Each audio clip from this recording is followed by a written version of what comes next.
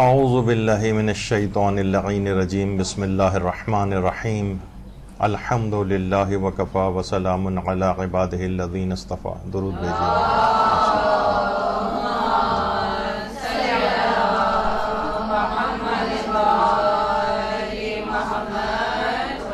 سب سے پہلے تو آپ سب لوگوں کو علم کا ایک نیا سفر نئے سال کا یہ مبارک ہو بہت بہت. اور آج دو ایک لحاظ سے موضوعات ہوں گے. ایک تو یہی موضوع ہے کہ طالب علم جو ہیں وہ اپنے مقام اور اس کی عظمت کو پہچانیں. عام طور پر طالب علموں کے لیے کا اپنے متعلق ہی ایک احساس کمتری ہوتا ہے، اور معاشرے کے اندر بھی جو ان سے متعلق باتیں پھیلی ہوئی ہیں معاشرہ بھی ان کو ایک کمتر چیز سمجھتا. مثلا کسی کا انجینئرنگ یونیورسٹی میں داخلہ ہوتا ہے، میڈیکل کالج میں داخلہ ہوتا ہے، بڑا اس کے خاندان کے اندر ایک شروع سے ہی پریسٹیج شروع ہو جاتی ہے. لوگ شروع سے ڈاکٹر صاحب اسے کہنے لگتے ہیں مثلا، اور ابھی بیچارہ وہ یا بیچاری فرسٹ ایئر میں ہی ہوتی ہے کہ اس سے دوائیں پوچھنا شروع کر دیتے ہیں. ہر جگہ اس کو ہاتھوں ہاتھ لیا جا رہا ہوتا ہے. اور اگر آپ یہ کہیں کہ بھائی وہ پوچھیں کہ آپ کیا کر رہی ہیں، تو آپ کہیں کہ میں کسی مدرسے میں دینی تعلیم حاصل کر رہی ہوں، تو لوگ حقارت کی نگاہ سے اس کو دیکھتے ہیں.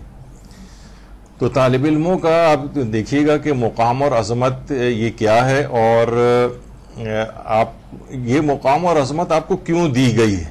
یہ دونوں ہم چیزیں جو ہے وہ ڈسکس کریں گے. دیکھیے پیغمبر اکرم صلی اللہ علیہ وآلہ وسلم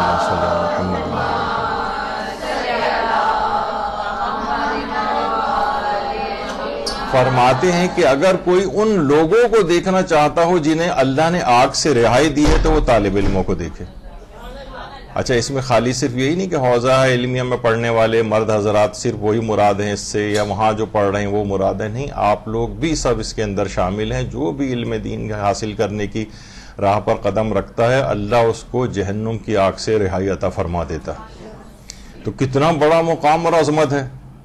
اچھا، اس لحاظ سے پیغمبر اکرم صلی اللہ علیہ وآلہ وسلم ایک اور بھی جملہ ارشاد فرماتے ہیں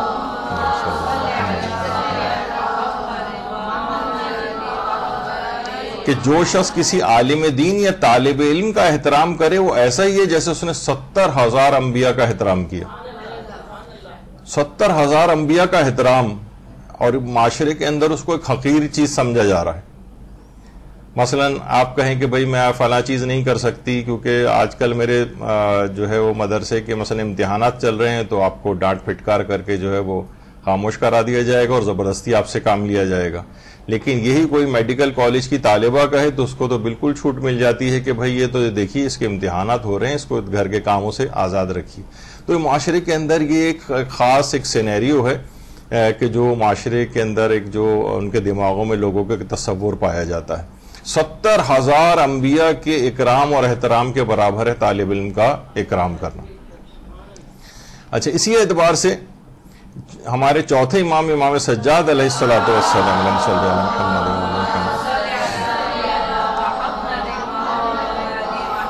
فرماتے تھے کہ جب بھی کوئی طالب علم امام کے پاس آتا تھا تو چوتھے امام کھڑے ہو کر اسے خوش آمدید کہتے تھے. فرماتے تھے تمہاری وصیت تو رسول اکرم نے فرمائی ہے، جب کوئی طالب علم گھر سے تعلیم حاصل کرنے نکلتا ہے تو روئے عرض پر جہاں پہ بھی قدم رکھتا ہے زمین کا وہ حصہ اس کے لیے استغفار کرتا ہے.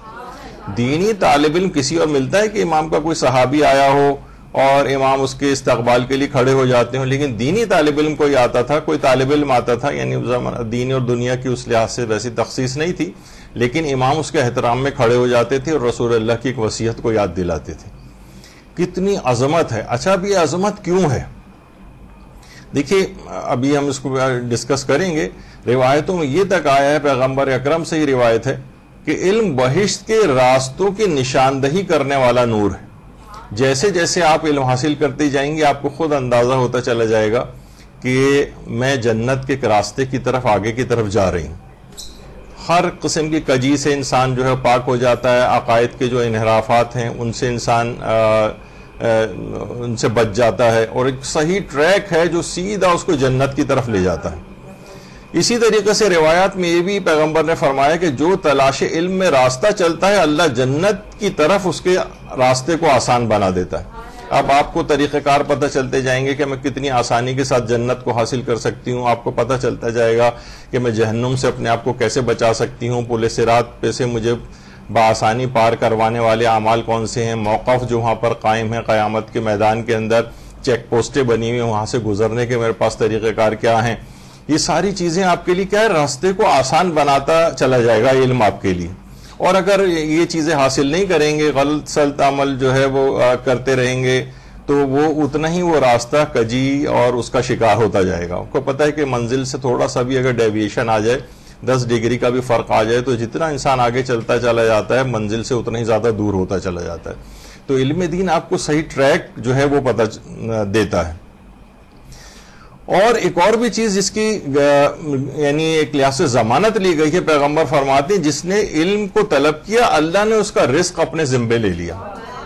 عام طور پر دیکھیں, اللہم صلی علی محمد وعلی محمد, عام طور پر دینی طالب علم بننے کے لیے جو خاص طور پر جو مرد حضرات ہوتے ہیں, وہ جب اس لائن میں آتے ہیں تو گھر والے بہت پریشان ہوتے ہیں, کھائے کمائے گا کہاں سے, کہ کہاں سے اپنی ضروریات پورا کرے گا. ان کو علم میں نہیں کہ وہ جو طلب علم کر رہا ہوتا ہے اس کا رزق اللہ نے اپنے ذمے لے لیا ہوتا ہے. وہ اچھا ممکن ہے کہ بہت زیادہ کسی کے پاس, ہمارے جو استاد محترم تھے ایک جملہ کہتے تھے کہ البرکت فی الفقہ, خاص طور پر فقہ کے متعلق کہتے تھے کہ علم ایسا علم ہے کہ اس کے اندر ایک عجیب برکت ہے. ممکن ہے اس میں بہت کثرت نہ ہو لیکن برکت ہوتی ہے. کثرت یہ ہے کہ بے تحاشا مثلا پیسہ ہے کسی کے پاس لیکن اتنے پرابلمز کا شکار ہو جاتا ہے, اور جو اس لائن میں آتا ہے اگر برکت پیدا ہو جائے تو آپ کے لیے جتنی ضروریات کی چیزیں ہیں وہ آپ کے لیے اس کے لیے سہولت پیدا ہو جاتی ہے. تو اب کثرت سے زیادہ انسان کو برکت کی دعا کرنی چاہیے, اور اللہ اپنے ذمے لے لیتا ہے, آرام سے ان کا گزارا ہو جاتا ہے, اور دین کے اوپر بھی انسان جو ہے وہ قدم آگے بڑھاتا چلا جاتا ہے. اسی طریقے سے اگر وہ مرتا بھی ہے تو بھی پیغمبر اکرم صلی اللہ علیہ وآلہ وسلم فرماتے ہیں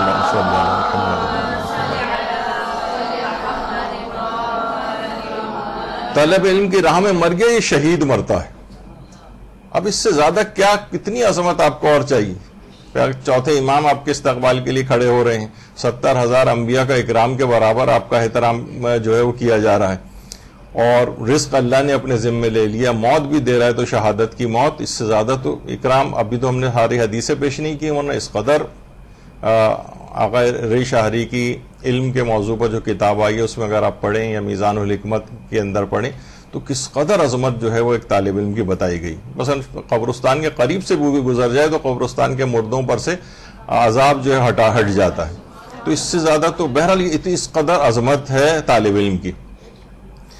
اچھا لیکن اب کیا ہے, اس کو عظمت والا کیسے بننا یہ بھی پیغمبر نے بتایا کہ دیکھو عالم بنو یا طالب علم بنو اور اپنے اوقات کو بےہودگی اور عیاشی میں صرف نہ کرو. یعنی انسان بالکل بس وہ ٹی وی دیکھ رہا ہے اور ڈرامے دیکھ رہا ہے اور مارننگ شوز دیکھ رہی ہیں آپ, اور یہ اس کے اندر اپنے وقت کو لگا رہی ہیں, یہ بےہودگیاں ہیں ساری. اس میں جتنی آپ کثرت کے ساتھ گرفتار ہوں گی اتنا ہی آپ صحیح طور پر پھر وہ اکرام اور وہ مرتبہ آپ کو حاصل نہیں ہوگا. یہاں کوئی صرف یہ نہیں ہے کہ کوئی صرف آپ نے مدرسے کے رجسٹر میں آپ کا اندراج ہو گیا کہ آپ طالبہ ہو گئی ہیں اور اس کے بعد یہ سارے پریولیجز جتنے بھی ابھی آپ نے سنے وہ سب آپ کو حاصل ہو جائیں. نہیں, اس کی وہ اخلاص, وہ چیزیں, وہ تمام ابھی جو ہم آگے چل کر ذکر کریں گے وہ چیزیں پیدا کرنی پڑیں گی. یعنی اپنے سب سے پہلے تو اپنے اوقات ہی کو بہتر بنانا پڑے گا.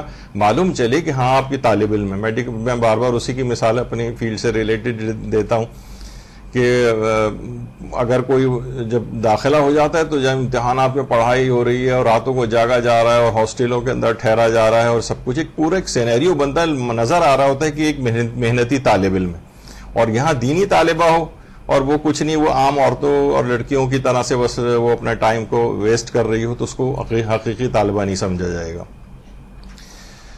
اور دیکھیے خود ہم یہ سوچتے ہیں کہ شاید جو ائمہ معصومین علیہم السلام ہیں وہ اور یا انبیاء علیہم السلام ہیں, یعنی ان لوگوں کا علم دماغوں میں آتا ہے کہ وہ لوگ دنیا سے مثلا چلے گئے تو ان کا علم جو ہے وہ رک گیا ہوگا, جبکہ چھٹے امام جعفر صادق علیہ السلام فرماتے ہیں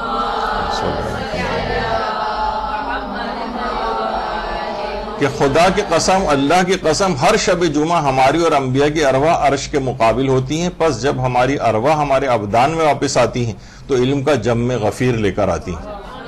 یعنی آئمہ کے علم کا سلسلہ ابھی بھی اللہ کی طرف سے یہ رکا نہیں ہے، بلکہ مسلسل آگے بڑھ رہا ہے، یعنی روزانہ ان کے علم میں اضافہ ہو رہا ہے، یہ نہیں کہ بس اس دنیا سے پردہ فرما گئے، جتنا علم ملنا تھا وہ مل گیا، اس سے آگے کی بات نہیں، تو ان کا جب یہ سلسلہ ابھی تک چل رہا ہے تو یہ کیسے ممکن ہے کہ ہم کسی ایک علم کے تھوڑے سے اس کے اوپر اکتفا کر کے بیٹھ جائیں؟ سیرت کے لحاظ سے بھی اور ان کی جو عظمت اور مقام ہے اس کے لحاظ سے بھی دیکھا جائے تو ان کا علم مسلسل بڑھ رہا ہے.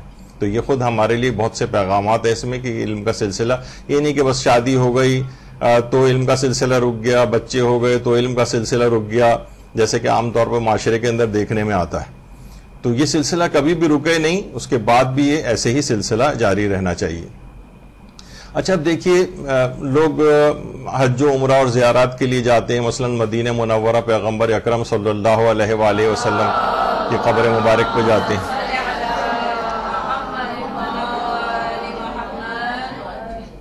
اب کہاں پہنچ گئے ہیں؟ مدینۃ العلم، شہر علم کے در پر آ گئے ہیں. اب وہاں جا کر بھی کون سی دعائیں مانگی جا رہی ہوتی ہیں؟ مثلا وہی اولاد کی، وہی رزق کی، وہی بیماری کی، وہی اپنی ذاتی جو پرابلمز گھروں کے اندر چل رہی ہوتی ہیں. وہاں جا کر بھی یعنی شہر علم جو ہے اس کے دربار میں پہنچنے کے بعد بھی وہاں پر بھی علم کے لحاظ سے کوئی دعا نہیں مانگی جاتی. ایک بہت بڑا کلمی ہے. آپ جا کر کسی بھی جو زائر یا زائرہ اس سے پوچھیں گے جو حج و عمرہ وغیرہ کر کے آیا ہو کہ آپ قبر رسول پر وہاں پہنچے تھے، مدینے میں پہنچے تھے، تو وہاں جا کر شہر علم سے علم کے لحاظ سے کوئی توسل آپ نے کیا کہ آپ کو بھی علم حاصل ہو جائے، علم دین حاصل ہو جائے. لیکن لوگ وہاں جا کر بھی یہ نہیں کر رہے ہوتے. امیر المومنین باب مدینۃ العلم ہے، ان کی زیارت کے لیے لوگ جا رہے ہوتے ہیں وہاں جا کر، لیکن وہاں جا کر علم کی کوئی سوغات یا کوئی چیز ان سے نہیں مانگ رہے ہوتے.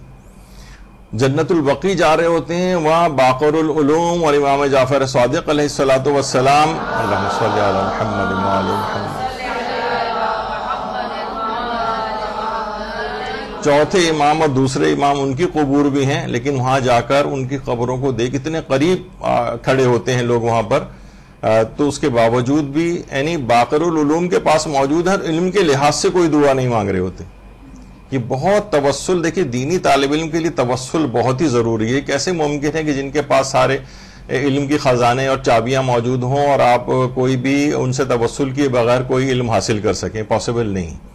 تو یہ ضرور وہاں لوگوں کو احساس دلانا چاہیے، جا رہے ہوں تو وہ اپنے لیے اس قسم کی دعا جو ہے وہ ضرور مانگیں ائمہ معصومین کی قبور پہ جب جا رہے ہوں. یا مثلا حضرت عباس علمدار، اللہم صلی علی محمد وآل محمد، ان کی آپ ملتا ہے نا اس کے اندر بھی کہ اس طریقے سے ان کو علم بھرایا گیا تھا جس طریقے سے کوئی پرندہ اپنی چونچ سے دانہ بھراتا. حضرت عباس علی، لیکن ان کی صرف ایک شجاعت کا اور ایک صبر کا ایک پہلو پیش کیا جاتا ہے، ان کے علم کے پہلو کم پیش کیے جاتے ہیں. تو اسی طریقے سے کسی بھی ائمہ معصومین کی قبور پہ آپ جائیں، حضرت عباس یا مثلا امام حسین علیہ السلام، وہاں جا کر علم کے لحاظ سے ضرور دعا کرنی چاہیے. ان وہاں کے دروازے کو پکڑیں. خود ایک مشہور خطیب پاکستان کے ہیں، وہ خود یہ فرماتے تھے کہ جب میں بہت ابتدا میں نے خطابت شروع کی تھی تو میں وہاں جا کر اپنی زبان کو ان کی چوکھٹ سے جو ہے وہ لگاتا تھا کہ یہ کوئی تاثیر میری زبان میں پیدا ہو جائے. اور آج بہرحال ان کی دعا قبول ہوئی اور ایک نامور خطیبوں میں ان کا شمار ہوتا ہے پاکستان کے. تو بہرحال یہ چیزیں ایسی ہیں کہ وہاں جا کر ان سے توسل، اچھا یہاں رہتے ہوئے بھی توسل ہو سکتا ہے اور وہاں جا کر بھی جب وہاں ان کے درباری میں پہنچ گئے تو خالی ہاتھ وہاں سے کیوں واپس آئیں. اچھا چھٹی امام یہ جملہ ارشاد فرماتے ہیں امام جعفر صادق علیہ الصلوۃ والسلام،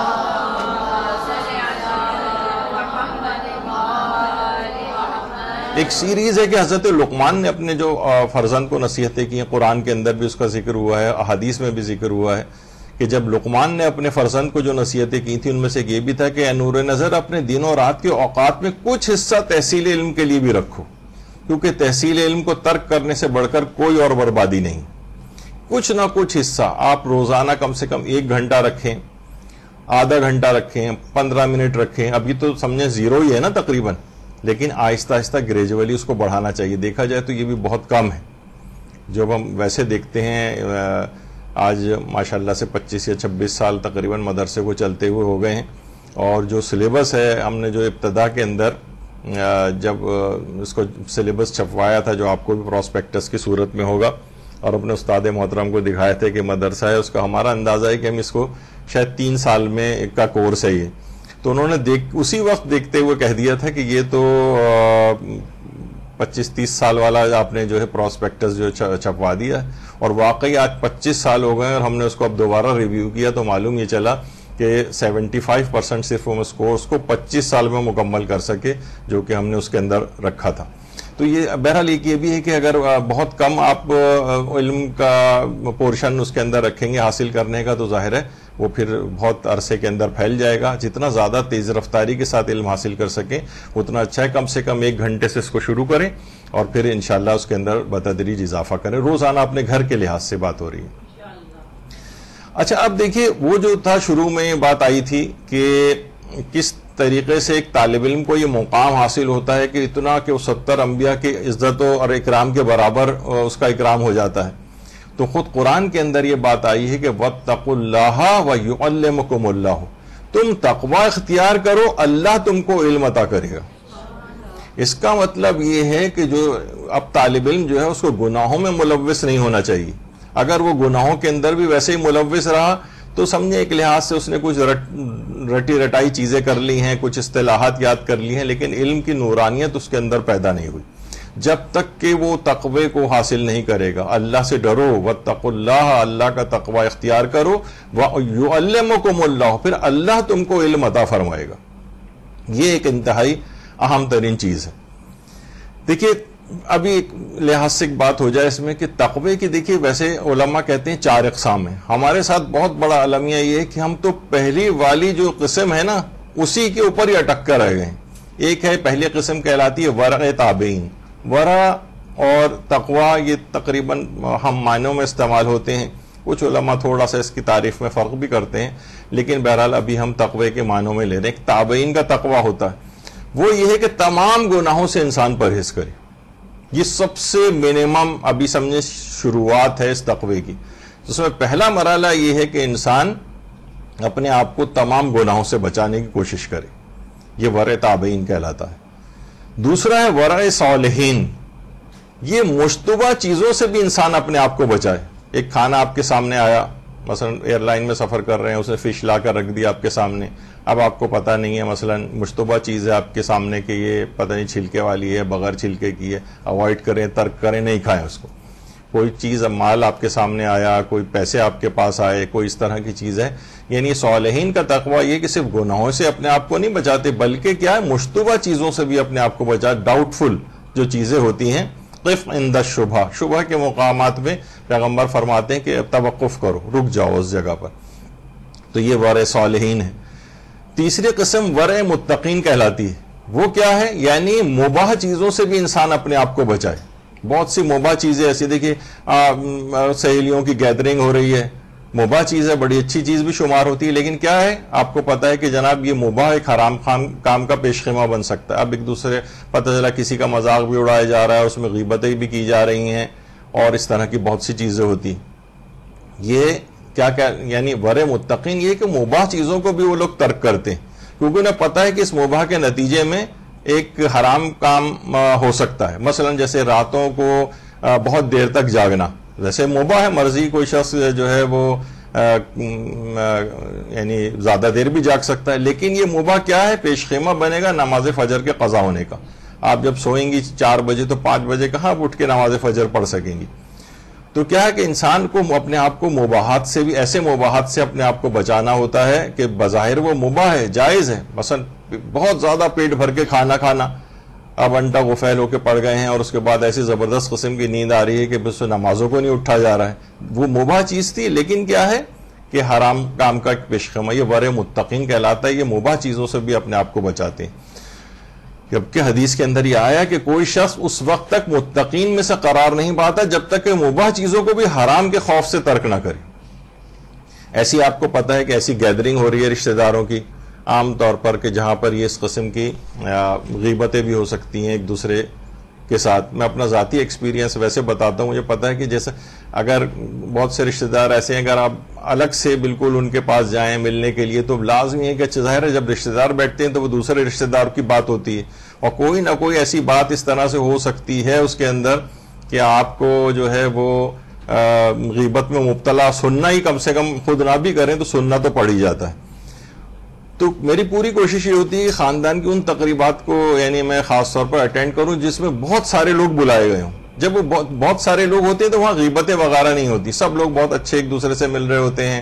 مرد حضرات ہیں وہ زیادہ تر سیاسی باتیں کر رہے ہوتے ہیں اور یہ تجزیے پیش کر رہے ہوتے ہیں, عورتیں ہیں وہ ادھر ادھر کی بات کر رہی ہوتی ہیں, تو یہ آپس میں ایک دوسرے سے بڑے خوش اخلاقی سے ملا جا رہا ہوتا ہے. وہ بہت اچھی تقریبات, اس میں یہ کہ سب سے ملاقات بھی ہو جاتی ہے, لیکن یہ جو بالکل خصوصیت کے ساتھ کہ رات کو بھی رک رہے ہیں وہاں پر اور سب کچھ, تو وہ بہت, اگر آپ حساب لگا کے کبھی بیٹھیں تو آپ یعنی گنتی جائیں کہ کتنے وہاں پر حرام اور گناہ آپ کے ساتھ ہو جائیں گے.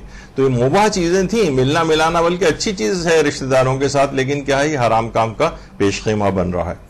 اسی طریقے سے چوتھی قسم ہے ورع سالکین. یہ ایک بہت ہی اور ایک اعلیٰ درجے کی چیز ہے کہ اگرچہ اس کے اندر کسی حرام کام کا بھی امکان نہیں ہوتا, ابھی تک تو تھا نا حرام کام کا امکان ہے, لیکن پھر بھی وہ کیا ہے مثلا بہت زیادہ ملنا جلنا لوگوں سے, تب بھی کیا ہے کہ وہ آخرت کے لیے جو کام اسے کرنے چاہیے تو اسے پتا ہے کہ میں ان کاموں سے کرنے کا میرا وقت کم ہو جائے گا. اب دیکھا جائے تو ہم لوگوں کی جو عمریں ہیں مثلا اب تو ویسے بھی یہاں ایک لائف ایکسپیکٹینسی کم ہو گئی ہے, پتہ چلا آدھی عمریں گزار چکے ہیں اور اس کے بعد جو ہے وہ ہر قدم موت کی طرف بڑھ رہا ہے. تو کس قدر موت سے قریب ہوتے چلے جا رہے ہیں, اور اس میں ہم بیٹھ کے جو ہے وہ چاہے عام باتیں کر رہے ہیں, چاہے اس میں کوئی حرام کام نہیں بھی ہو رہا, تب بھی بہرحال یہ ہماری راہ کو کھوٹی کر رہا ہے اور آخرت کے کام جو ہمیں کرنے چاہیے تھے اس سے ہمارا وقت ضائع ہو رہا ہے. تو وہ سالکین جو ہیں غیر اللہ سے تمام اپنی توجہ کو ہٹا لیتے ہیں اور مکمل توجہ آخرت کی طرف مرکوز کر لیتے ہیں. بہرحال یہ ایک 4 تقریباً اقسام بنتی ہیں, لیکن آپ نے دیکھا کہ ہم تو پہلی قسم پر ہی اٹک کے رہ گئے. گناہ ہی اس قدر بے شمار ہو رہے ہیں کہ جو ورع تابعین جو سب سے پہلی قسم تھی کہ انسان ہر قسم کے گناہ سے اپنے آپ کو بچائے, تو طالب علم کے ساتھ بھی بہت بڑا مسئلہ ہوتا ہے کہ اگر وہ گناہوں کے اندر مبتلا ہو رہا ہے تو یہ وہ اس اکرام کا حقدار نہیں رہتا کہ جو اس سے پہلے آپ نے اس کے فضائل سنے. اچھا ایک چیز اور بھی آپ کو تھوڑا سا بیچ میں ایک چیز ڈسکس ہو جائے. دیکھیں عصمت مطلقہ اور کاملہ یہ صرف 4 معصومین کے پاس ہے اور اس میں کوئی ان کا شریک کار نہیں. ابھی کچھ ہی عرصے پہلے مدرسے نے ایک پوسٹ حضرت حلیمہ سعدیہ کی کے متعلق ایک سیریز جو ایک شروع کی تھی ہم نے, کیونکہ پہلے تو ارادہ تھا ہم 2-3 صرف پوسٹ کی حد تک رہ جائیں گے معاملہ, لیکن عوامی طور پر جو ریئیکشن اس کا آیا تو معلوم یہ چلا کہ وہ تو لوگوں نے تو عقیدہ بنا لیا ہے اس چیز کا, اور وہ انہوں کی دلیل یہی تھی کہ معصوم کو فقط جو ہے کوئی معصومہ ہی دودھ پلا سکتی ہے, تو کیسے ممکن ہے حلیمہ سعدیہ نے جو ہے وہ دودھ پلایا ہو. تو یہ دماغ میں ان کے یہ آیا معصومہ کا لفظ, تو بہرحال یہ دماغ میں رہے کہ عصمت مطلقہ جو ہے یہ فقط اور فقط 14 معصومین کے پاس ہے, جس میں وہ ترک اولا تک ان سے نہیں ہوتا ہے. اس کو عصمت مطلقہ اور کاملہ کہا جاتا ہے. لیکن اس کے علاوہ ایک دوسری عصمت کی بھی ایک لحاظ سے ایک قسم بنتی ہے جیسے عصمت اکتسابی کہتے ہیں, یعنی جو خود سے, دیکھیں عصمت مطلقہ تو اللہ کی طرف سے عطا کردہ ایک عصمت ہے, گناہوں کے حوالے سے ہماری بات ہو رہی ہے نا. ایک ہوتی ہے عصمت اکتسابی, یعنی جو خود سے کسب کی جاتی ہے, خود سے ریاضتیں کی جاتی ہیں اور انسان ایک عصمت کو حاصل کرتا ہے, جیسے کہ حضرت ابو الفضل العباس علمدار علیہ السلام, اللہم صلی علی محمد وعلی محمد, حضرت زینب سلام اللہ علیہ, اللہم صلی,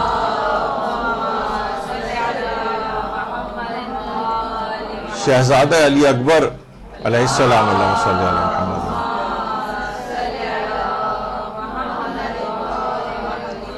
جس کے متعلق کہا جاتا ہے نا روایتوں کے اندر کہ امام نے فرمایا تھا کہ آج میں ایسے جوان کو بھیج رہا ہوں جو صورت میں بھی اور سیرت و کردار میں بھی پیغمبر کی شبیہ. تو جو پیغمبر کی شبیہ جس کو امام معصوم قرار دے رہے ہوں کردار کے اندر, تو دماغ میں آتا ہے نا کہ عصمت کے مقام پہ تو فائز ہوگا, تو وہ عصمت اکتسابی. عصمت مطلقہ 14 کے پاس ہے, یہ عصمت کاملہ کہی جاتی ہے, لیکن یہ عصمت اکتسابی. تو یہ ان کے متعلق یہ بات اس طرح سے ہے. جب بھی اس کو ہم تاکہ عصمت کے لفظ کو الگ کر سکیں اور 14 معصومین سے مخصوص کر سکیں، تو ان افراد کے لیے کہا جاتا ہے، ہمارے یہ اصطلاح ایک بنائی گئی محفوظ عن الخطا. یہ افراد محفوظ عن الخطا تھے تاکہ عصمت کاملہ کہ جو ہے ائمہ معصومین یعنی وہ اتنا عام نہ ہو جائے کہ اس میں بہت سارے، ورنہ آیت اللہ بہجت نے تو بہت سارے افراد کو عصمت اکتسابی کا حامل قرار دیا ہے، اور بہت ساری انہوں نے ایک لسٹ بھی لکھی ہے، حتیٰ کہ محمد حنفیہ کا بھی اس کے اندر نام ہے، اور دیگر معزز شخصیات کا، کہ یہ سب بھی عصمت اکتسابی رکھتے تھے. جی ہاں، وہ بھی عصمت اکتسابی، بالکل. معززت معصوم قم سلام اللہ علیہ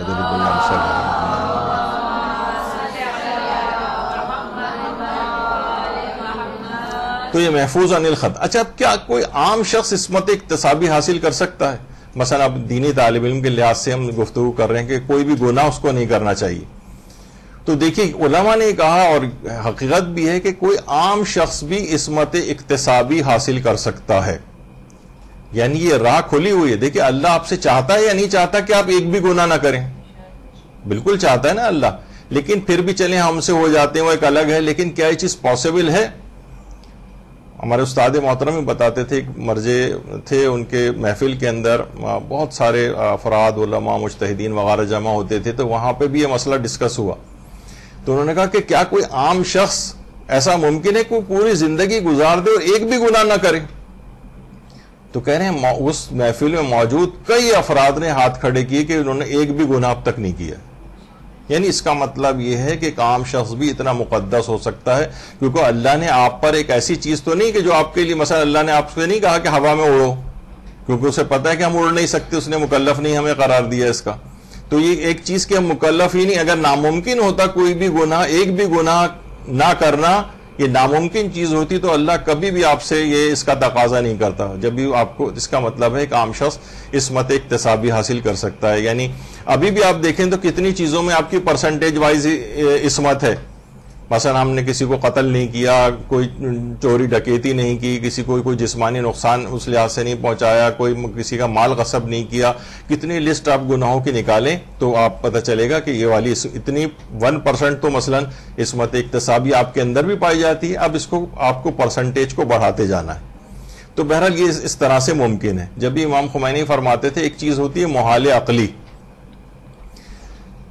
یعنی ایک بھی گناہ نہ کرنا یہ محال عقلی نہیں ہے. اگر یہ عقلاً محال ہوتا تو کبھی اللہ آپ کو اس کا مکلف نہیں بناتا کہ آپ ایک بھی گناہ نہ کریں. انہوں نے فرمایا البتہ ایسا ہونا محال عادی ہو جاتا ہے، یعنی عام طور پر یہ پاسبل نہیں ہوتا، اور انسان سے کچھ نہ کچھ گناہ ہو جاتے ہیں معاشرے میں رہتے ہوئے. محال عقلی نہیں ہے، محال عادی ہے. یہ اس میں بہت سارے فیکٹرز انکلوڈ ہو جاتے ہیں. معاشرہ انفلوئنس کرتا ہے آپ کو، کبھی آپ کی کمزوری ہوتی ہے، اس وجہ سے آپ سے گناہ ہو جاتے ہیں. لیکن یہ پاسبل ہے کہ آپ ایک گناہ بھی نہ کریں. اچھا، یہی وجہ ہے کہ دیکھیے بہت ایک عجیب و غریب ایک چیز دیکھنے میں آ رہا ہے، اور ایک انحطاط ہو رہا ہے. تقوی و پرہیزگاری کا گراف مسلسل نیچے آ رہا ہے.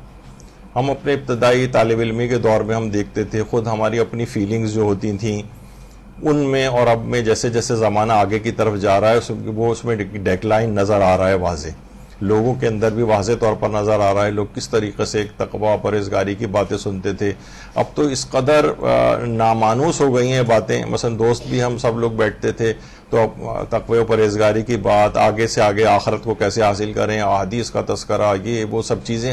اب بیٹھتے ہیں تو وہی بقول سبط جعفر کے کہ جی اب اس کے بعد آپ کیا کریں گے؟ تو کہیں گے کچھ نہیں، اب کچھ کھانا وانا کھائیں گے، کچھ علماء کی غیبتیں کریں گے، اس کے بعد کسی اگلی محفل میں چلے جائیں گے. تو اب وہ یہی ہے کہ بہت لوگوں کے لیے بڑا اچھا ایک شغل ہے کہ بیٹھیں اور علماء کی غیبتیں وغیرہ. تو یہ مستقل ایک تقوی و پرہیزگاری کا گراف نیچے کی طرف آ رہا ہے. یہ ہے جس کو بڑھانے کی دوبارہ ضرورت ہے. جب بھی ایک مدرسے کی طرف سے کتاب بھی شائع ہوئی ہے، وہ بھی آپ لے کے پڑھیں تو بہت اچھا ہے. ترک گناہان کے 40 طریقے، اس میں طریقے بتائے گئے ہم اپنے آپ کو گناہوں سے کیسے بچائیں. اور یہاں پر اس موضوع پر کافی سارے درس بھی ہو چکے ہیں پچھلے سالوں میں کہ گناہ چھوڑنے کے آسان طریقوں کے اوپر. اس میں ایک سب سے اہم جو طریقہ ہے وہ واقعتاً ایک ایسا ہے کہ جس کو آپ ہر کوئی وہ کر سکتا ہے پریکٹس، وہ ہے مقامات گناہ سے دوری اختیار کرنا. انسان اس جگہ کے اوپر ہی نہ جائے کہ جہاں پر اس کو امکان موجود ہو کہ مجھ سے کوئی گناہ ہو جائے گا. دیکھیے بہت سے لوگ آپ کو بہت سی چیزیں کہیں گے کہ بھئی یہ اب پہلے کی طرح سے تقریبات میں شریک نہیں ہوتی، پہلے ہمارے گھر رکنے آتی تھی اب نہیں آتی، بہت سے رشتہ دار اس طرح کی چیزیں، لیکن آپ کو پتہ ہے کہ یہ مقامات گناہ میں تبدیل ہو جاتا ہے۔ ممکن ہی نہیں ہے کہ آپ وہاں جائیں تو تہمتیں نہ سنیں، الزامات نہ سنیں، جھوٹ اور غلط بیانیاں نہ سنیں، غیبتیں نہ کریں اور سنیں، تو یہ کوشش کریں گے ان جگہوں ہی کو آپ اوائڈ کریں۔ اس کو کہا جاتا ہے یہ بہت بڑا فیکٹر ہے کسی بھی شخص کو گناہوں سے بچانے کا۔ آج میں صرف ایک یہ والی چیز ڈسکس کروں گا، ورنہ تو کتابوں میں اور بھی چیزیں لکھی ہوئی، اور ایک ہمیشہ سے ایک چیز جو ہے وہ ایک شعر اس سے پچھلی بھی کلاسز میں پڑھ چکا ہوں کہ یہ والا شعر آپ کے مطمع نظر ہونا چاہیے کہ مگس کو باغ میں جانے نہ دیجو کہ ناحق خون پروانے کا ہوگا۔ اگر پروانوں کو جلنے سے بچانا ہے تو شہد کی مکھی کو باغ میں نہیں جانے دیجیے۔ اس کے کیا معنی ہیں؟ دیکھیے اگر شہد کی مکھی باغ میں جائے گی تو پھولوں پہ بیٹھے گی، پھولوں پہ بیٹھے گی تو اس کا رس چوسے گی، رس چوسے گی تو اس سے شہد بنے گا، شہد سے موم بنے گا، موم سے موم بتی جلے گی، اور جب موم بتی جلائی جائے گی تو پروانے آئیں گے اور جل کے مر جائیں گے۔ پروانوں کو جلنے سے بچانا ہے تو شہد کی مکھی کو باغ میں نہیں جانے دیجیے۔ کتنی دور جا کے، تو اس کا مطلب یہ مقصد اس کا یہ ہے کہ اس راہ کے اوپر آپ اس پہلا قدم بھی نہ رکھیں۔ غربہ کشتن روز اول جو کہا جاتا ہے نا، کہ جو پہلی دفعہ میں اگر اس کو مار کے بھگا دیا جائے بلی کو تو پھر دوبارہ اس گھر میں نہیں آتی۔ ٹو نپ ان دا بڈ، بالکل اس پہلی دفعہ میں اس کوپل کو اگر آپ توڑ دیں تو وہ تناور درخت نہیں بنتا ہے۔ تو بہت پہلے مرحلے میں اس تمام جگہوں پہ جانے سے اپنے آپ کو بچائیں کہ جہاں پر جانے سے یعنی آپ کو پتہ ہے کہ اس پہ میں آگے بڑھوں گی تو یہ حرام کی طرف پہنچ جائے گا۔ آپ بقول آقا سستانی کے چاہے وہ چیز بتدریجی گناہ ہو، وہ کہتے ہیں کہ گناہ کے معاملے میں دیکھیں شیطان کی ہمیشہ سے کوشش یہ ہوتی ہے کہ وہ دانہ ڈالتا ہے۔ آپ نے دیکھا ہے نا چڑیوں کو پکڑنے کے لیے دانہ رکھا جاتا ہے، اوپر ایک ٹوکری ہوتی ہے، وہ جب یوں کر کے اس کو کھینچتی ہیں اس دانے کو تو ایک دم سے وہ ٹوکری اوپر سے آ کے گر جاتی ہے، چڑیاں پھنس جاتی ہیں۔ شیطان اسی طریقے سے بہت سارے دانے ڈالتا ہے آپ کے لیے۔ وہ ہوگا کہ دیکھیے حرام تھوڑی ہے، یہ تو مباح ہے، دیکھیے یہ تو جائز ہے۔ ابھی میں آگے چل کے کچھ اس کی جو ہے وہ مثالیں دوں گا۔ مثلا یہی ہے کہ دیکھیے عام طور پر لوگ پوچھتے ہیں ہم سے کہ دیکھیے وہ سینما کے اندر ایک فلم لگی ہوئی ہے، ابھی پچھلے دنوں اتنے سارے اس کے سوال ہمارے پاس آئے تھے، ورنہ تو ہمیں نہیں پتا کہ مثلا کون سی فلم لگی ہوئی ہے کیا ہے۔ مثلا ڈونکی کنگ ایک فلم آئی ہوئی ہے، پورے اسکول جا رہے ہیں، تو وہ کہہ رہے ہیں کہ بھائی دیکھیے اس میں تو کچھ نہیں ہے، تو بس وہ ایک مزاحیہ فلم ہے، کوئی فسق و فجور بھی نہیں ہے، یا پتہ نہیں کوئی بہت سے اسکولز لے کر جاتے ہیں سینما ہال کے اندر کہ جناب وہ کارٹون فلم دکھا رہے ہیں بچوں کو۔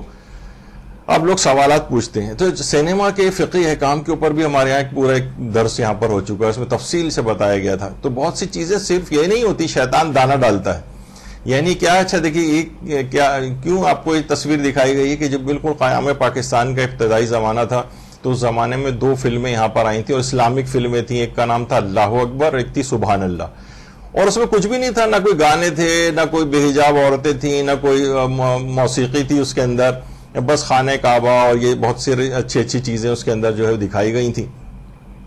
علماء سے لوگوں نے کہا کہ کیا ہم سینما میں جا کر یہ فلم دیکھ سکتے ہیں؟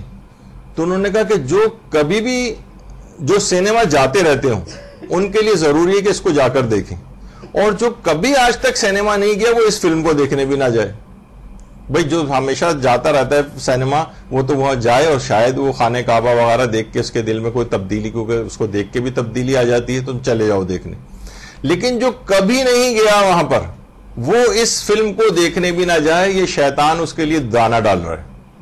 ابھی یہ حلال چیز دیکھنے کے لیے آئے گا، کل یہ حرام بھی دیکھنے آئے، اس کا ایٹماسفیئر، وہ ایئر کنڈیشن ہال، اتنی بڑی اسکرین اور ایک عجیب وہاں کا جو ایک ماحول جو ہے، تو یہ دوبارہ اس کا دل چاہے گا ابھی تو یہ حلال چیز دیکھنے آیا، پھر یہ حرام چیز بھی دیکھنے آئے گا۔ تو اس کا یہ ہے کہ اس رستے ہی کے اوپر قدم آگے نہ بڑھائیں آپ بچوں کو ٹریننگ کے طور پر، تاکہ حرام ابھی تو یہ حلال کے لیے ہے کہ بھئی یہ مزاحیہ فلم ہے اور جناب یہ بچوں کے کارٹون فلم ہے، لیکن جب یہ اس ماحول کو جا کر دیکھ لے گا تو یہ حرام فلم کے لیے بھی وہاں پر لازمی آئے گا۔ تو گناہوں سے انسان اس طریقے سے اپنے آپ کو بچاتا ہے کہ اس قدم ہی اس راہ کے اوپر نہ لے کر جائے کہ جو آگے چل کر حرام کی طرف جا سکتے ہو۔ جیسے ایک صاحب کہتے تھے جو کہ عادی شرابی ہو گئے تھے، اور اس قدر عادی شرابی ہو گئے تھے کیونکہ یہاں تک ان کا خود کہتے تھے کہ میں روزہ بھی شراب سے کھولتا ہوں. وہ کہتے تھے کہ اصل میں جو ہوں اورنج جوس کا مارا ہوا ہوں. دیکھیے ہوتا ہے نا بہت سے لوگ کہ جناب باہر ممالک میں ہیں یا ایسی جاب کی سلسلے میں ہیں, جناب وہ میٹنگ ہو رہی ہے یا کانفرنس ہو رہی ہے, اسی جگہ کے اوپر شراب بھی رکھی ہوئی ہے, وہیں پر اورنج جوس بھی رکھا ہوا ہے, تو لوگ کہتے ہیں کہ ٹھیک ہے ہم اورنج جوس پی لیں گے جا کر. وہ بھی دانہ ہے آپ کے لیے.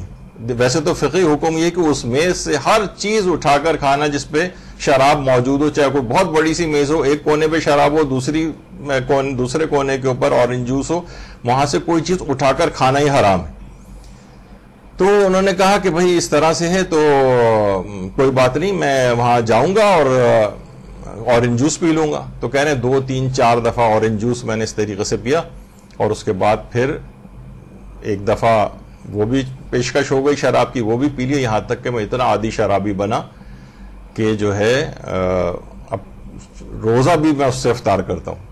تو اس سے آپ اندازہ لگائیے کہ یہ چیزیں جو ہیں یہ ابتدا میں دیکھیے وہی ہماری بات ہے کہ مقامات گناہ سے دوری اختیار کریں. ہر آپ چیز کو آپ دیکھیں, کسی بھی جگہ آپ کو جانا ہے, کسی جگہ کسی سے ملاقات کرنی ہے, آپ دیکھیں کس جگہ آپ آگے چل کر یہ حرام کی طرف چیز جا سکتی ہے.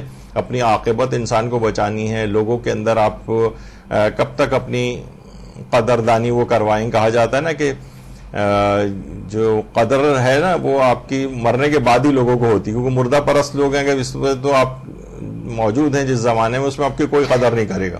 مرنے کے بعد لوگ تعریف کرنا شروع کر دیں گے. ٹھیک ہے, تو بہرحال یہ ایک چیز ہوئی. اور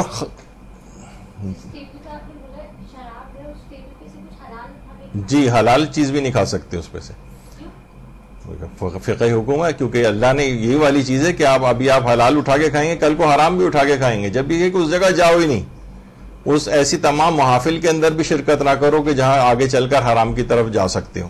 تو یہ جو حکم ہے یہ فقہی احکام میں آقا سیستانی کی جو فقہی احکام کی کتاب ہے اس کے اندر آپ کو ملے گا, اور دیگر علماء کی بھی. اچھا, خصوصاً گناہوں سے تو اپنے آپ کو بچانا ہے, لیکن زبان کے گناہوں سے اپنے آپ کو لازمی بچانا. آیت اللہ سید محمد حسین طباطبائی ان کے گھر پر یہ جس جگہ پڑھاتے تھے وہاں سب طالب علم جمع ہو جاتے تھے, پھر یہ پڑھانے کے لیے آتے تھے. تو طالب علم بیٹھے ہوتے ہیں, تو ظاہر ہے جب بیٹھے ہوتے ہیں ادھر کی باتیں ادھر کی باتیں, فلاں عالم کی غیبت, یہ آج کل تو یہ بھی بڑے اچھے لوگوں کو مشغلے ہاتھ آئے ہوئے ہیں. تو وہاں پہ بھی اس زمانے میں بھی ہوتا تھا کہ جیسے ہی کمرے میں آئے انہوں نے محسوس کر لیے, کہا یہ کمرہ اس قابل نہیں ہے کہ یہاں علم دین کی نورانیت پھیلائی جائے, یا یہاں پہ اس کمرے میں اب علم دین حاصل نہیں ہو سکتا. طالب علموں نے کہا کیوں, اس میں کیا خرابی ہو گئی؟ کہا کہ نہیں, مجھے محسوس ہوا ہے کہ یہاں پر غیبتیں ہوئی ہیں, اب یہ اس قابل نہیں ہے یہ جگہ کہ یہاں پر علم کا نور جو ہے یہاں پر چمک سکے. دوسرے کمرے کے اندر چلو. پھر دوسرے کمرے میں لے گئے, اور وہاں پر یعنی ان جگہوں کے اندر جہاں پر گناہ ہوتے ہیں نا, وہاں ایسے اثرات ہوتے ہیں کہ علم کا نور وہاں پر بجھ جاتا ہے. آیت اللہ طباطبائی. اور یہی وجہ ہے کہ ایک دفعہ آیت اللہ طباطبائی محلہ گزر خان جو قوم کا ایک محلہ ہے, وہاں ایک سید کی مجلس عزا میں گئے, تو گھر میں کنسٹرکشن چل رہی تھی, رینوویشن ہو رہی تھی. تو ایک دوسری جگہ پر علامہ طباطبائی کو بٹھایا گیا. تو آپ نے گھر کے مالک سے پوچھا اس گھر میں کب سے عزاداری ہو رہی؟ صاحب خانہ نے کہا 40 سال سے زائد ہو گئے. یہ سننا تھا. علامہ طباطبائی فوراً اٹھ کر اسی پرانے حصے جو انڈر کنسٹرکشن تھا, ٹوٹا پھوٹا تھا, وہاں پر آئے اور فرمایا جو جگہ 40 سال سے امام حسین پر گریے کی گواہ ہو, اس میں اتنی پاکیزگی آ جاتی ہے کہ اس سے تبرک حاصل کرنا چاہیے. درود بھیجیے محمد علیہ.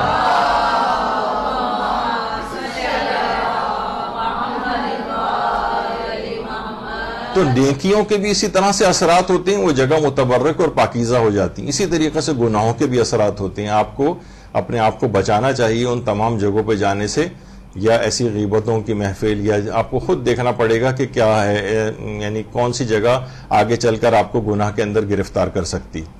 اور زبان کے گناہوں میں ایک اور بھی چیز ہے جو آج میں اشارہ کروں گا, وہ ہے دین کے بارے میں غلط بیانی, الٹے سیدھے نظریات جن کا کوئی قرآن و حدیث میں تذکرہ نہیں ہے, یا غلط مسئلے جو ہے وہ بتانا. خواتین کے لحاظ سے یہ والی شکایات بڑی عام ہیں کہ کہ وہ بغیر صحیح طور پر علم حاصل کیے اس کے اندر کود پڑتی ہیں دینی احکام بتانے میں، اور غلط سلط ادھر ادھر سے ہمارے پاس اطلاعات آ رہی ہوتی ہیں کہ بھئی فلاں ذاکرہ نے یہ بتایا، فلاں نے، یعنی اوٹ پٹانگ باتیں جو ہیں وہ معاشرے کے اندر پھیلاتی ہیں، یہ غلط مسئلے بتاتی ہیں۔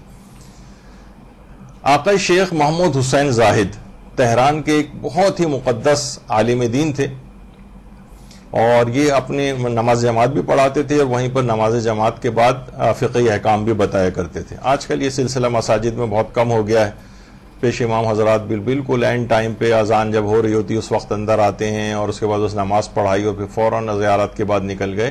کچھ نہ کچھ وہاں پر یعنی اس طرح سے احکام کا بیان کرنے کا سلسلہ ہونا چاہیے۔ تو شیخ محمد حسین زاہد بھی اسی طریقے سے کرتے تھے، اور بڑے بڑے مقدس افراد ان کی جماعت میں شریک ہوتے تھے۔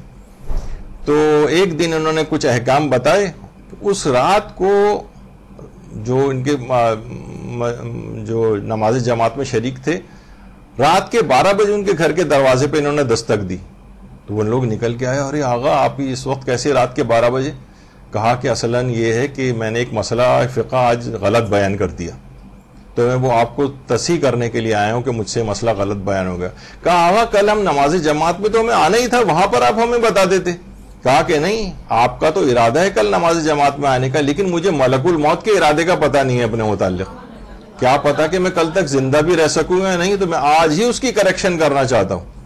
تو یہ دیکھیں، یہ تقدس اور پاکیزگی کا بھی غلطی سے آپ کے کوئی مسئلہ نکل بھی جائے غلطی سے، تو آپ اس کو فوری طور پر اس کا تدارک کریں، زبان کو کوشش کریں روک لیں، کہ آپ کہہ دیں 10 مرتبہ بھی آپ کو کہنا پڑے نا لا ادری میں نہیں جانتی۔ حدیثوں میں بھی آیا کہ من ترک قول لا ادری اصیبت مقاتلہ، جس کی زبان پر کبھی یہ جملہ نہ آئے کہ میں نہیں جانتا یا میں نہیں جانتی، وہ ہمیشہ ٹھوکر کھانے والی جگہ پہ ٹھوکر کھا کے رہے گا۔ آپ صاف کہہ دیں، چاہے 10 دفعہ کہنا پڑے کہ مجھے پتا نہیں، آپ کہیں میں تو ابھی دینی طالبہ ہوں، میں پوچھ کے بتا دوں گی آپ کو یا کچھ بھی، لیکن یہ بہت کم لوگوں میں ایسا ہوتا ہے کہ ابھی ظاہر مجلس پڑھ کے آپ اتری ہیں اور ایک مسئلہ آپ نے ڈسکس کر لیا، خمس کا مسئلہ، اب عورتیں آ گئی آپ سے پوچھنے کے لیے خمس کے مسئلے، اب آپ کو پتا تو ہے نہیں یا اتنی معلومات نہیں ہے، تو اب آپ جو ہے نا ایسا نہ ہو کہ آپ اندازے سے کامن سینس لگا کر، کامن سینس جس کے متعلق یہی کہا جاتا ہے نا، common sense is very in common, تو وہ سب سے زیادہ ان کامن وہی چیز ہے جس آپ سوچ رہی ہیں کہ میں کامن سینس لگا رہی ہوں۔ تو بہرحال یہ شیخ محمود حسین زاہد کی طریقہ کار تھا کہ اگر کبھی غلطی ہو جائے تو فوراً اس کا تدارک کیا جائے۔ آیت اللہ شیخ مرتضی انصاری، شیخ مرتضی انصاری دیکھیے ہمارے اتنے بڑے بڑے علماء، ان کو خاتم الفقہاء والمجتہدین کہا جاتا ہے، یعنی ابھی تک کہا جاتا ہے کہ فقہ میں اور اس کے اندر یعنی علم اصول فقہ میں یعنی اتنی بڑی شخصیت ہے کہ ان کو خاتم الفقہاء والمجتہدین کا لقب جو ہے وہ دیا گیا۔ اچھا، شیخ مرتضی انصاری، مرتضی نام تھا ان کا، نام بھی اس وجہ سے رکھا گیا تھا عید غدیر کے روز پیدا ہوئے تھے، اور 1214 ہجری میں پیدا ہوئے تھے، 12 اور 14، یہ بھی بہرحال بڑا ان کا ایک افتخار ہے۔ تو بہرحال اور یہ اس قدر بلند پایا شخصیت ہیں کہ جو ان کی فرائض الاصول کے نام سے، اصول فقہ کی کتاب ہے جو رسائل کے نام سے معروف ہے، یہ حوزہ علمیہ میں پڑھائی جاتی ہے، اور آج کوئی بھی شخص ایسا نہیں ہے جو ان کی 2 کتابیں جب تک نہ پڑھی ہوں وہ درجہ اجتہاد تک پہنچ ہی نہیں سکتا۔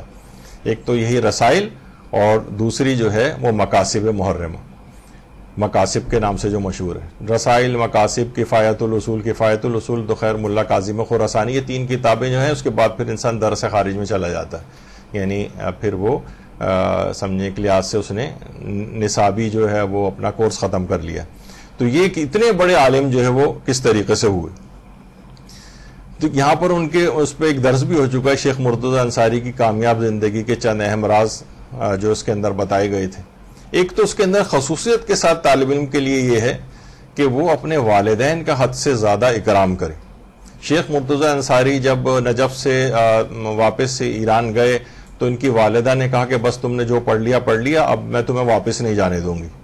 اچھا، یہ بہت پریشان ہوئے، ظاہر ہے والدہ کو بھی وہ نہیں کر سکتے تھے کہ کیسے ان کو منع کریں، بڑا انہوں نے کوشش کی لیکن والدہ تیار نہیں ہوئی، یہاں تک کہ بڑی مشکل سے انہوں نے اس بات پر ان کو تیار کیا کہ آپ ٹھیک ہے، آپ نا ایسا کر لیں کہ استخارہ کر لیں. ظاہر ہے اب ایک انسان ابتدائی تعلیم حاصل کر لی، آگے جانا چاہتا ہے اور والدین منع کر دیں کہ نہیں آگے تعلیم حاصل کرنے کی ضرورت نہیں. اور اس زمانے میں نجف جو ہے وہ بہت ہی اوپر تھا، اور اس زمانے میں قوم کا حوزہ علمیہ جو ہے وہ ابھی بنا بھی نہیں تھا، تو یہ واپس جانا چاہتے تھے. تو انہوں نے کہا اچھا آپ والدہ ایسا کریں، اس پہ تیار ہو گئی. والدہ کا اچھا میں استخارہ کر لیتی ہوں. اب جب استخارہ کیا تو اس کے اندر وہی والی آیت آئی جو کہ حضرت وَأَوْحَيْنَا إِلَىٰ أُمِّ موسیٰ، ام موسیٰ والی جو آیت تھی، اس میں اللہ نے ان سے کہا تھا کہ مادر موسیٰ کو کہ تم کہ جب اس کا خطرہ محسوس ہو تو اس کو تم دریا میں ڈال دینا، اور کسی قسم کا خوف اور غم نہ کرنا، بلا شبہ اسے ہم تمہاری طرف واپس لوٹا دیں گے. اب جو ہے وہ والدہ کو بالکل اطمینان ہو گیا، اور شیخ مرتضی انصاری کو انہوں نے جانے دیا نجف. اور اس کے بعد یہ شخص جو ہے سوچیں کہ یہ عظیم شخصیت یہ آگے سے آگے بڑھتی گئی، یہاں تک کہ آج کوئی شخص بھی مجتہد بن ہی نہیں سکتا جب تک کہ ان کی کتابوں کا مطالعہ کر کے آگے نہ جائے. تو بہرحال اس سے اندازہ لگائیں یہ تھے شیخ مرتضی انصاری. آیت اللہ سید رضا سیستانی جو آیت اللہ سیستانی کے بیٹے ہیں رائٹ سائڈ پر، انہوں نے طالب علموں کو جو ہدایات اور نصیحتیں جو ہے جاری کی تھیں، اس کے اندر اپنی نصیحتوں کے اندر آیت اللہ شیخ مرتضی انصاری کا بڑے خصوصیت کے ساتھ انہوں نے تذکرہ کیا، اور فرمایا کہ آیت اللہ مرزا حبیب اللہ رشتی جو ہے بات کہتے تھے کہ شیخ انصاری دنیا سے گئے ہیں، تو ظاہر ہے جب دنیا سے گئے تو ان کا علم تھا، ان کا عقل اور فہم تھی، ان کا زہد و تقویٰ تھا. یہ تین چیزیں یہاں پر انہوں نے چھوڑی تھیں. مرزا حبیب اللہ رشتی فرماتے تھے کہ علم تو وہ میرے لیے چھوڑ گئے، عقل اور فہم جو ہے مرزا محمد حسن شیرازی کے لیے چھوڑ گئے، جنہوں نے وہ تمباکو والا فتویٰ دیا تھا ایران میں اور تمباکو کو حرام قرار دیا تھا، اس طرح سے انگریزوں کو وہاں پر داخلے سے روکا. اتنا عقل اور فہم کا یہ مرزا حسن شیرازی کے لیے چھوڑ گئے، اور زہد و تقویٰ کو اپنے ساتھ لے گئے. مقصد کہنے کا یہ تھا کہ واقعتاً اس زمانے میں یہ تھا کہ جو زہد و تقویٰ شیخ مرتضی انصاری کے اندر پایا جاتا تھا، وہ ان کے سامنے اپنی عاجزی کا انہوں نے اظہار کیا کہ علم بھی آ گیا لوگوں کے اندر، عقل و فہم کو بھی انہوں نے منتقل کیا، لیکن لگتا ہے کہ جو تقویٰ و پرہیزگاری ہے، زہد و تقویٰ اپنے ساتھ لے گئے شیخ انصاری. تو یہ ان کی بڑی انہوں نے اس لحاظ سے بہت تفصیل سے آیت اللہ رضا سیستانی یہ خود مجتہد مسلم ہے، اور علماء کچھ اشارے دے رہے ہیں کہ آئندہ کے لحاظ سے، علمی لحاظ سے بہت آگے کی طرف ان کا مقام ہوگا آغا رضا سیستانی کا. آیت اللہ سیستانی اس وقت بھی جو بھی ڈسکشنز کرتے ہیں، اور کیونکہ اس لحاظ سے اب درس خارج نہیں ہوتا ہے بہت سارے ریزنز کی بنا پر، بڑھاپا بھی ہے، سیکورٹی ریزنز بھی ہیں، تو اب جو وہ مباحثہ کرتے ہیں تو اپنے ان بیٹوں کے ساتھ ہی کرتے ہیں، جس میں آغا رضا سیستانی اور باقر سیستانی وغیرہ ہوتے ہیں. تو سوچیں آغا سیستانی علمی مباحثہ جس سے کریں اس کا علمی لیول کس قدر ہوگا. تو آغا رضا سیستانی تو انہوں نے شیخ انصاری کے لحاظ سے یہ بہت سے زہد و تقویٰ کی باتیں ان کی نقل کی ہیں. بلکہ یہاں تک ملتا ہے کہ ایک دفعہ ایک عالم نے خواب میں دیکھا تھا کہ شیخ مرتضی شیطان جو ہے بہت سارے اس نے جال مختلف کلر کے اس کے پاس جال ہیں. تو انہوں نے پوچھا کہ اس میں میرے لیے کون سا جال ہے شیطان گرفتار کرنے کے لیے؟ انہوں نے کہا مجھے تمہارے لیے کوئی جال پھینکنے کی ضرورت ہی نہیں، تم تو خود لوگ میرے پیچھے پیچھے چلتے ہو. یہ جال تو شیخ مرتضی انصاری کے لیے ہیں. میں نے بڑی کوشش کی کہ ہر جال ان کے اوپر میں آزماؤں، ان کو پکڑوں، لیکن کسی طور پر ہر دفعہ وہ میرے جال کو توڑ کر باہر آ جاتے ہیں. وہ عالم نے خواب سنا، اور اس کے بعد جب اگلے دن لوگوں کو آ کر شیخ انصاری سے ذکر کیا، شیخ انصاری نے کہا کل ہی اس نے مجھے، یعنی میرے پاس کچھ بھی پیسے نہیں تھے، بالکل اتنے محتاط تھے کہ ایک پیسہ خمس تک کا بھی اپنے اوپر استعمال نہیں کرتے تھے. جب بالکل ایک پیسہ بھی نہ رہا تو بہت شدید ضرورت کے لیے انہوں نے کہا کہ میرے پاس فلاں رقم موجود ہے، میں اس میں استعمال کر لیتا ہوں، جب میرے پاس آئیں گے تو اس میں ڈال دوں گا. یہ خیال ہی آیا تھا کہ میں فوراً دماغ سے خیال کو جھٹک دیا کہ میں اپنی ضرورت کو کیوں نہ مؤخر کر دوں، میں پیسے یہ والے کیوں استعمال کروں. اسی وقت گویا ایسے جیسے شیطان کا جال توڑ کر باہر آ گئے ہوں. تو اتنا زہد و تقویٰ ان کے اندر پایا جاتا تھا کہ بلکہ یہاں تک بھی ملتا ہے کہ ان کی بیٹی جو کہ قرآن پڑھنے وغیرہ کہیں جاتی تھیں تو تو اس نے آ کر اپنی ماں سے بہرحال شکایت کی کہ سارے لڑکیاں جو ہیں وہ نت نئے ذائقے دار کھانے لے کر آتی ہیں اور آپ ہمیشہ روٹی کے ساتھ مجھے سبزی دے دیتی ہیں. شیخ انصاری نے کہا کہ کل سے اس کی سبزی بھی بند کر دو تاکہ اس کو احساس ہو, صرف روٹی دیا کرو تاکہ اسے سبزی کی اہمیت کا احساس ہو. تو بعض اوقات دیکھیے یہ بھی ہوتا ہے, ہم ہوتے تو ذرا لوگ کہتے ہیں بھائی اتنا ظلم کر دیا اپنی بچی کے ساتھ. یہ تربیت کے مختلف انداز ہوتے ہیں. فوجیوں کو شروع سے مرغن کھانے دن رات اگر دیے جائیں تو وہ تو جنگ لڑنے کے قابل ہی نہیں ہو سکیں گے کبھی بھی. تو بہرحال بہت سی چیزیں ایسی ہوتی ہیں. تو یہ تمام جو چیزیں ہیں آغا رضا سیستانی نے, شیخ مرتضی انصاری, تو کیا چیز اس کے اندر بیسک تھی وہ یہ تھی کہ زہد و تقوی اس قدر ان کے اندر موجود تھا اور وہ مسلسل ان کے علم میں اضافے کا. واتقوا اللہ ویعلمکم اللہ, وہ یاد رکھیے آپ قرآن کی آیت کہ کہیں لکھ کے بھی انسان گھر کے اندر لگائے تم تقوی حاصل کرو اللہ تم کو علم عطا کرے گا. اتنا آسان ترین نسخہ, تم اپنے آپ کو گناہوں سے بچاؤ اللہ تم کو علم دے گا. تو اتنا علم دیا کہ خاتم الفقہاء والمجتہدین کا لقب ان کو ملا اور کوئی شخص بھی مجتہد بن ہی نہیں سکتا جب تک ان کی کتابیں نہ پڑھ لیں. اور یہی آیت اللہ سیستانی کا ایک زہد و تقوی اس قدر زیادہ ہے, اتنی بے نفسی زیادہ ہے ان کی کہ حتیٰ کہ آپ نے جیسے کہ ابھی سنا کچھ عرصے سے پہلے انہوں نے ہر جگہ سے کہا کہ بلکہ آیت اللہ کا لفظ بھی میرے نام کے ساتھ ہٹا دیا جائے, مجھے یہ بھی نہ کہا جائے. جیسے آیت اللہ بہجت تھے, وہ کہتے تھے کہ توضیح المسائل بھی جو تھی اس پہ آیت اللہ کا لفظ نہیں بلکہ کہتے تھے بس العبد, ان کی مہر کے اوپر بھی العبد لکھا ہوا تھا, بس اللہ کا ایک بندہ. تو زہد و تقوی واقعتاً ہمارے علماء اور مراجع کے پاس یہی ہے کہ جو ان کی علم میں مسلسل اضافے کا سبب بنتا ہے. اگر زہد اور تقوی نہ ہو تو یہ کبھی بھی علم میں آگے نہیں جا سکتے. بہت ہوا تو چند زبانی کچھ آ جائے کسی کو وہ ایک الگ بات ہے, وہ اس کو بھی صنعت و حرفت کہا جاتا ہے, وہ علم کی نورانیت اس کے اندر نہیں آتی. ابھی جب دیکھیں جب پوپ فرانسس آئے تھے ان سے ملاقات کے لیے تو وہ بہت ہی اتنا متاثر ہوا تھا صرف ان کی شخصیت ہی سے آیت اللہ سیستانی کی کہ یعنی اس کی آنکھیں نہیں ہٹ رہی تھیں ان کی طرف رخ کر کے دیکھنے سے. تو بہرحال بڑی عجیب و غریب شخصیت زہد و تقوی ہوتا ہے جو اس طریقے سے لے کر آتا. آپ دیکھیں ان کے بہت عام طریقے سے نہ کوئی پروٹوکول ہے. باقر سیستانی دوسرے بیٹے ہیں آیت اللہ سیستانی کے. عام کبھی آپ انٹرنیٹ سرچ کریں, سبزیاں لیتے پھر رہے ہیں ادھر ادھر, بالکل ایک عام. یہاں تو تھوڑا سا بھی انسان 2-4 مجلسیں اس کو ڈائری کے اندر اگر لکھنی ہے تو 2-4 ڈالے اس کے آگے پیچھے چلنے لگتے ہیں. اتنا پروٹوکول ہمارے یہاں اس کو ملنے لگتا ہے. ان کو اگر آپ دیکھیں باقر سیستانی کو اگر ایئرپورٹ پہ بھی ہوتے ہیں تو بالکل وہی عام پیسنجر کے ساتھ بیٹھے ہوتے ہیں, اپنی باری کا انتظار کر رہے ہوتے ہیں. یعنی یہ نہیں ہے کہ وہ جناب سمجھیں ایک لحاظ سے عراق کا تقریباً بے تاج بادشاہ ہے, ایک لحاظ سے عام دنیاوی لحاظ سے دیکھیں تو کیا ہے, لیکن کیا ہے ان کا بیٹا بالکل کوئی پروٹوکول نہیں ہے, کچھ نہیں, عام طور پر جس طرح عام پیسنجرز کے ساتھ بیٹھ کے انتظار کر رہے ہوتے ہیں. آیت اللہ باقر ایروانی, یہ دیکھیے یہ تمام چیزیں کیا ہیں کہ بعض اوقات طالب علم ہوتا ہے کہ جناب دماغ میں آئیڈیل بنا لیتا ہے میں ویسے ہی کروں گی, اور دماغ میں ان کے بڑی بڑی پرومیننٹ شخصیات جو ہے وہ آ رہی ہوتی ہیں. دینی جو ابتدائی طالب علم ہیں وہ مشہور ترین جو ذاکر اور علماء ہیں ان کے ذرا کر و فر کو دیکھ کے وہ متاثر ہو رہے ہوتے ہیں. خواتین ہیں وہ دیکھتی ہیں وہ جناب فلاں جو ٹاپ کلاس ذاکرہ ہیں اور کیسی گاڑیاں آ جا رہی ہیں, میں بھی ویسا بنوں. یہ آیت اللہ باقر ایروانی, بہت امکانات ہیں کہ آگے کی جو صف ہے مراجع کی ان میں ان کا نام ہوگا. درس خارج ان کے سب سے بڑا درس خارج اس وقت جو ہے نجف میں آیت اللہ باقر ایروانی کا. یہ عام طور پر بالکل عام انسانوں کی طریقے سے جس طرح پیغمبر اکرم کو نہیں ملتا ہے کہ جب دائرے میں کبھی بیٹھے ہوتے تھے تو پرومیننٹ ہی نہیں ہوتے تھے, لوگ کوئی باہر سے آتا تھا تو دیکھ کے بتا نہیں سکتا تھا کہ اس میں پیغمبر کون سے, اتنا لوگوں کے درمیان میں رہتے تھے اس طرح سے. تو یہ بالکل عام طور پر وہاں کے نجف کی اس طرح سے گلیوں کے اندر ادھر سے ادھر آ جا رہے ہوتے ہیں, اور کوئی پروٹوکول نہیں, کوئی کچھ نہیں.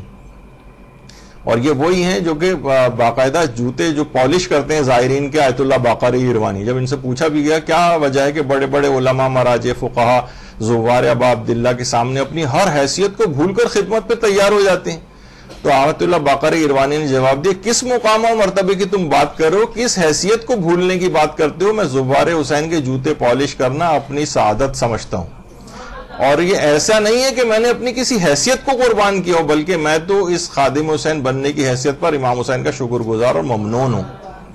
یہ نہیں کہ میں بظاہر کہوں کہ میں بڑا منکسر المزاج ہو کے یہ کام کر رہا ہوں, نہیں, حقیقتاً میرے لیے باعث خدمت بات ہے. تو یہ ہیں ہمارے علماء جن کو آئیڈیل بنانا چاہیے، اور اس طرح سے. اور خود رہبر معظم کو آپ دیکھیں، واقعتاً یہ ہے کہ جس طریقے سے عام بچے ہوتے ہیں، یہ لوگ بھی عام، یہ کوئی معصوم تو نہیں ہے، لیکن عام گھرانوں کے اندر اس طرح سے پیدا ہوئے، وہی کرتے کرتے کرتے کرتے یہاں تک کہ ایک بلند ترین مقام، ایک مجاہدانہ کردار. اور اس وقت دیکھیں کس قدر ناکوچنے چبوائے میں پوری باطل قوتوں کو. تو بہرحال یہ تمام کیا ہے کہ یہ وہی یعنی آگے بڑھتے گئے، گناہوں سے اپنے آپ کو بچاتے گئے، علم خود بخود حاصل ہوتا گیا. تو یہ سب پاتھ وے پورا وہی ہے، اپنے آپ کو گناہوں سے بچانا. اور پھر انسان جو ہے وہ ظاہر علم بھی حاصل ہوتا ہے، اللہ دیگر صلاحیتیں بھی اس کو دیتا ہے. اچھا، یہ تو علماء کے لحاظ سے بات تھی. اب کچھ جو ہے لوگ سوچتے ہیں کہ بھائی یہ تو آپ نے ساری مثالیں علماء کی دیں، واقعی وہ ان کے تو بیک گراؤنڈ ایسا ہوتا ہے اور خاندان ایسے ہوتے ہیں. اب دیکھیے ہمارے خود یہاں پر ایک بچوں کے مدرسے، ہر دفعہ میں ان کا ضرور تذکرہ کرتا ہوں، ملیکہ کاظمی، جنہوں نے قصص العلماء کا اردو ترجمہ کیا فارسی سے. ملیکہ کاظمی یہاں پر مرحومہ ہو گئی ہیں، ہمارے بچوں کے مدرسے کی کافی سالوں تک جو ہے پرنسپل رہی تھیں، اور فارسی میں بھی گولڈ میڈلسٹ تھیں، اور یہاں پر کتابوں کے تراجم بھی بہت زیادہ کرتی تھیں وہ. تو سیدہ ملیکہ کاظمی کتنے سال وہ یہاں پر آتی رہی ہیں، اور ایک دن بھی ایسا ہم نے نہیں دیکھا کہ جب وہ یہاں آئی ہوں تو وہ روزے کی حالت میں نہ ہو. یعنی تقوی و پرہیزگاری واقعتاً ایسا، یعنی ان کا ضرب المثل تھی کہ ہمیں سمجھ، یعنی دائم جسے کہا جاتا ہے نا کہ ہمیشہ جو ہے وہ روزے کی حالت میں رہنا پورے سال، سوائے جو وہ جگہیں کہ جہاں پر روزہ رکھنا حرام ہے ان دنوں کو چھوڑ کر، باقی پورے سال روزے سے رہتی تھیں. اور سوچیں کہ اور عبادت کیا ہے، یہ تو وہ تھی جو جب یہاں پر آتی تھی تو کوئی چیز کوئی ہو رہا ہے، کوئی کھانے کی چیز پیش کی جا رہی، پتہ چلا ہر دفعہ روزے سے. تو بہرحال اور عبادت کتنی ہوں گی. تو یہ صرف یہ نہیں ہے کہ صرف بہت بڑے بڑے علماء کے لیے ایک عام، دیکھیے خاتون تھیں، وہ عام گھریلو خاتون، اس کے باوجود اتنے تقوی و پرہیزگاری کے مقام اور مرتبے کے اوپر پہنچی.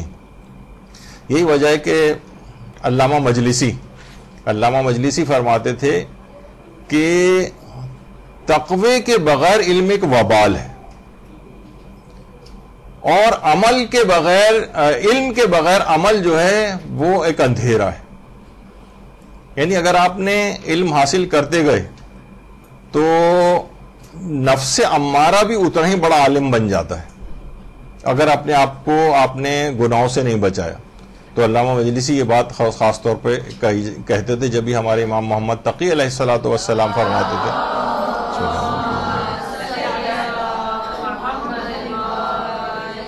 کہ جو شخص بغیر علم کے عمل انجام دیتا ہے اس کا فساد اس کی اصلاح سے زیادہ ہو جاتا ہے.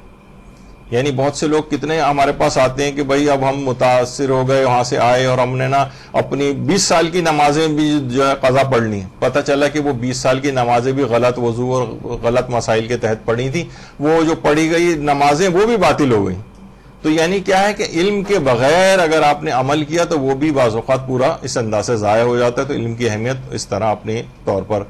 اچھا، زبان کی حفاظت کے لحاظ سے بات ہو رہی تھی. امام خمینی جب فرانس میں بھی جلا وطن تھے تو لوگ ان کو، اچھا ہوتا ہے نا کہ جب آدمی کہیں ہوتا ہے تو ظاہر تحریک ایران کے اندر چل رہی ہے تو کتنے افراد تھے جو ان کو خطوط لکھا کرتے تھے، اور خط میں ظاہر کیا ہے کہ وہ ایسا کر رہا ہے تو وہ ایسا کر رہا ہے تو وہ ایسا کر رہا ہے.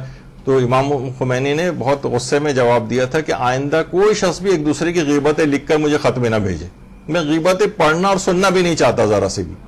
ورنہ تو لوگ اب بہت سے اس میں پہلو نکال سکتے ہیں، بھائی تحریک چل رہی ہے، لوگوں کی اس سے آگاہی آپ کو ہونی چاہیے، بہت سارے اس میں پہلو نکالے جا سکتے ہیں.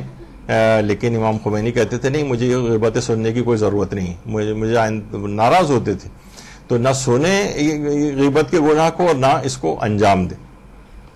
آیت اللہ سید محمد مہدی بحر العلوم، کتنی عظیم ترین شخصیت، ان کے جو شاگرد تھے مہدی خراسانی، انہوں نے ان کو بحر العلوم کا لقب دیا تھا.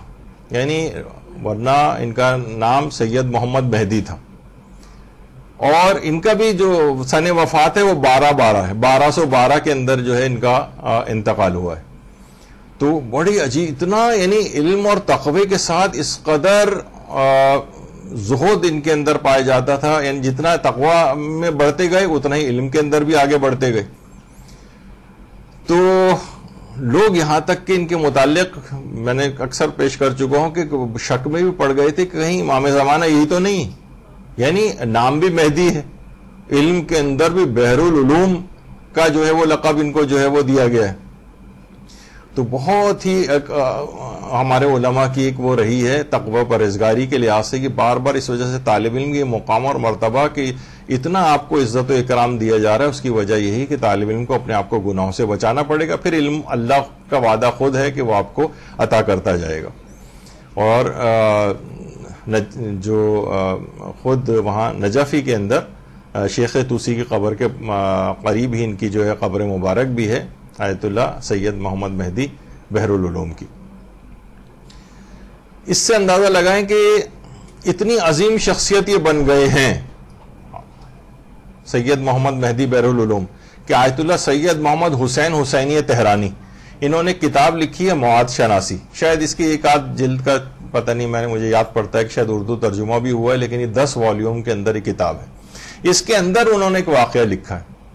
واقعہ یہ لکھا ہے کہ لیفٹ پہ جو ہیں یہ آیت اللہ سید محمد حسین طباطبائی ہیں صاحب تفسیر المیزان، اور جو ان کے برابر میں جو ہیں یہ ان کے بھائی تھے حسن الہی طباطبائی. یہ خود بھی بہت ہی عجیب و جو علوم غریبہ ہوتے ہیں نا، بہت سارے علوم کے اندر، یعنی تو فلسفی بھی تھے اور بہت بڑے عارف تھے اور بڑے علمی لحاظ سے ان کا بھی بہت بڑا مقام تھا. یہاں تک کہ یہ تحذیر ارواح کا بھی علم رکھتے تھے. اگرچہ بہت سی چیزوں میں ڈیبیٹیبل ہے چیز، لیکن یہ کہ بہت سے علماء اس کے ہیں کہ یعنی روحوں کو حاضر کرنا یا بلانا، اور بہت سے علماء کی ارواح سے انہوں نے ارتباط کیا تھا، اور اس قدر مہارت ہو گئی تھی کہ علماء کی محفل کے اندر بھی جو ہے اس کا مظاہرہ ہوا تھا. اور سب حتیٰ کہ اس سے بھی اندازہ لگایا گیا کہ جن جن علماء کی ارواح کو بلایا گیا ان سے متعلق سوالات بھی کیے گئے. لیکن 2 آیت اللہ حسن الہی طباطبائی نے، یعنی یہ جو مواد شناسی کتاب ہے آیت اللہ حسین حسینی تہرانی کی، اس کی والیوم 1، اور میں صفحہ بھی دیکھ کر آیا، صفحہ نمبر 186 کے اوپر یہ واقعہ جو ہے انہوں نے لکھا ہے کہ تحذیر ارواح یعنی روحوں کو حاضر کرنا. کہا کہ ہم سب ارواح کو ہم نے اپنے علم سے حاضر کر لیا سوائے 2 علماء کی ارواح کے، کہ انہوں نے آنے سے منع کر دیا. ان میں ایک تو تھے سید علی ابن طاؤس حلہ میں جن کا مقبرہ ہے، انہوں نے آنے سے منع کر دیا. اور آیت اللہ سید محمد مہدی بحر العلوم، ان کی روح نے آنے سے منع کر دیا کہ ہم خدمت امیر المومنین پر معمور ہیں، لہٰذا نہیں آ سکتے. اللہم صلی علی محمد.